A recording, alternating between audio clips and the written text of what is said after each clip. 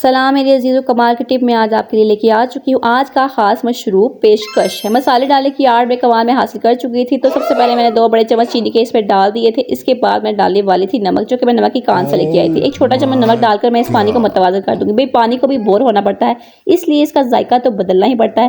لیمو پیپر ایک پیارا سا کمال کا فلیور ہے، جو کہ مجھے بہت پسند ہے۔ اس کا ایک بڑا چمچ میں اس میں ڈال چکی تھی۔ اس کا فائدہ یہ ہوتا ہے چیزوں کو ملا کے آپ رکھ دیں۔ شام کو صرف اور صرف آپ نے پانی ڈالنا ہے، ہلکا سا شیک کرنا ہے اور دسترخوان پہ رکھ دیں گے۔ ہم نے افراد کے حساب سے کوانٹٹی استعمال کی۔ آپ جتنے افراد ہیں، آپ مینس کہ میں اور میرے میاں جی استعمال کریں گے، تو اس لیے اتنی کوانٹٹی بہترین ہے۔ اس کو میں نے رکھ دیا تھا اسٹیبل ہونے کے لیے، کیونکہ میں ورکنگ وومن ہوں، اس لیے کچھ کام مجھے پہلے سے کرنے پڑتے ہیں۔ ان لیڈیز کے لیے یہ کمال کی ٹپس میں آج لے کے آئی۔ اس کے بعد شامل آ جاتی ہے دوسری ٹپ۔ آلو میں نے سلائس پہ کاٹ لیے تھے، یعنی کہ اپنے بچوں کے لیے فرائز بنانے پڑتے ہیں، اس لیے ان کو کاٹ کے میں نے پانی میں بھگو کے رکھ دیا تھا۔ ٹپ نمبر 2 میں یہ چیز ہے کہ پانی ڈالنے سے آلو کا کلر چینج نہیں ہوتا، شام تک یہ بالکل کمال کے بالکل ویسے ہی رہتے ہیں، سیم ایسے ہی۔ میں نے ٹپ نمبر 3 کے ساتھ آپ کو ایک اور بات بتاتی چلتی ہوں روزے کی حالت میں بھئی بولے بھی نہیں ہو رہا ہے۔ یہ میں نے چیزیں فریش کاٹ لی تھی، تینوں چیزیں، ان کو بھی میں ایسے ہی رکھ کے چلی جاتی ہوں۔ شام کو جسٹ میں اس میں بیسن اور مسالے ڈال دیتی ہوں اور یہ بھی تیار ہو جاتا ہے فوراً سے۔ ٹپ نمبر 4 میں شامل ہے، شام کو جب میں آ چکی تھی بھئی پڑھا کے اپنی اکیڈمی سے واپس، تو سوچا بھئی بیسن کا سامان تیار کر دیتے۔ مسالے جب ڈالتی ہوں، اس میں جو زیرہ ہے بھئی اس کے اندر مٹی ہوتی ہے، نظر نہیں آ رہی ہوتی، اس کا کلر ایسا ہوتا ہے کہ چھپ جاتی ہے مٹی، تو اس میں لازمی آپ لوگوں اس کو پانی سے پہلے نتار لیں، اچھے طریقے سے مٹی نیچے بیٹھ جاتی ہے۔ اس کے فائدہ یہ ہوگا کہ بھئی تھوڑا ٹائم کے زیادہ لیں، آپ کے گردے چل پڑیں گے، یعنی کہ آپ کی صحت اچھی رہے گی، اور اس کا نقصان ظاہری بات ہے مٹی آپ کی باڈی کے اندر نہیں جائے گی۔ دوبارہ سے میں نے اس کو پانی ڈال کے مزید جو زیرہ رہتا تھا اس کو میں نے اس میں سٹینر میں نکال لیا، اور نیچے مٹی اس کی بیٹھ گئی۔ آپ کو نظر آ رہا ہے کہ باریک باریک پتھر اس کے اندر ہوتے ہیں، زیرے کا رنگ ایسا ہوتا ہے، یہ چیز نظر نہیں آتی۔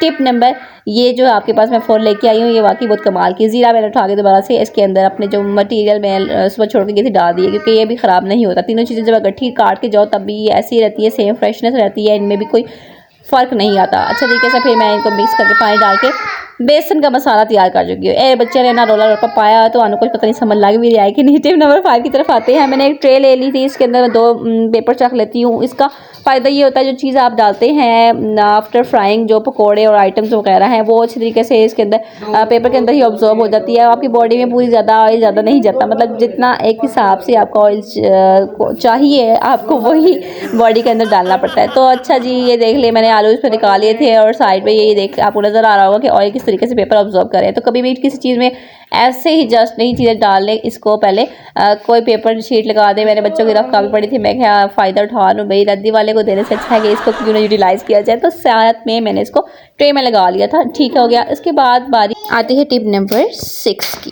آتی ہے چٹنی بنانے کی۔ میں نے آپ کو پچھلی ریسیپی میں دکھایا تھا میں کس طریقے سے چٹنی بنا کے سیو کرتی ہوں۔ بس میں نے کیوب نکالا تھا اور ایک کیوب ڈال کے بیچ میں تھوڑا سا نمک ڈال کے اس کو مکس ہونے کے لیے رکھ دیا۔ تھوڑی دیر ایسے بھی رکھ سکتے ہیں، اور چاہے تھوڑا سا ہلا لیں، اگر بہت ٹائم ہے تو بیٹھ کے آپ کرسی پہ آرام اور سکون سے اس کو ہلاتے ہیں، اور ساتھ خود بھی ہلتے رہے۔ اس طریقے سے ٹائم بھی گزر جائے گا اور آپ کی چٹنی بھی تیار ہو جائے گی۔ بھئی میں نے آپ کو بتایا تھا اس میں ٹائم سیونگ چیز ہوتی ہے، یعنی کہ فوراً بس کیوب نکالا، جسٹ دہی میں ڈالا اور آپ نے اپنی چٹنی ریڈی کر دی۔ یہ دیکھیں مجھے تھوڑا سا اس پہ لگ رہا تھا کہ ایک اور ڈالنے کی ضرورت ہے، تو میں نے ایک اور کیوب ڈال کے مزید اس کو اچھے طریقے سے پھینٹی لگا دی تھی۔ ٹپ نمبر 7 میں شامل ہے فروٹ چاٹ کے اندر میں ڈرائی فروٹس بھی ڈالتی ہوں۔ اس کے اندر آپ کے اندر اتنی طاقت آ جائے گی کہ آپ کے پر نکل آئیں گے اور آپ اڑنا شروع کر دیں گے، یعنی کہ کمال کی ٹپ ہو گئی۔ ٹپ نمبر 8 کی طرف بڑھتے ہیں۔ جب میں ملائی ڈال کے چاٹ کے اندر فریج میں رکھی جاتی تھی، میں بڑی پریشان ہو جاتی تھی، ملائی غائب ہو جاتی تھی، مجھے کچھ نظر ہی نہیں آتا تھا یار کہ ملائی ڈالی بھی تھی کہ نہیں۔ تو پھر میں نے سوچا دودھ ڈال کے ٹرائی کیا جاتا، تو دودھ ڈالنے سے یہ ہوا کہ دوبارہ سے اس کی فریشنس واپس آ جاتی ہے، بالکل ایسے لگا جیسے ابھی فریش ملائی آپ نے ڈالی ہو، یعنی کہ دودھ تو فیل ہی ہوتا ہے، لیکن وہ ایسے ابزاربنگ کر لیتا ہے سارا دودھ اس کے اندر کہ دوبارہ سے فریشنس شامل ہو جاتی ہے۔ مطلب میں اس میں کم از کم نہ 5 سے 6 چمچ دودھ کے ڈال دیتی تھی، اور یہ دوبارہ سے اپنی پہلے والی شکل میں واپس آ جاتا تھا۔ کمال کی ٹپ ہو گئی۔ نیند نہ آئے تو یہ ملائی والی چاٹ بالکل بیسٹ ہے، لیکن زیادہ کھانے سے نیند کبھی نہ آئے، اس بات کی گارنٹی میں بالکل نہیں دے سکتی۔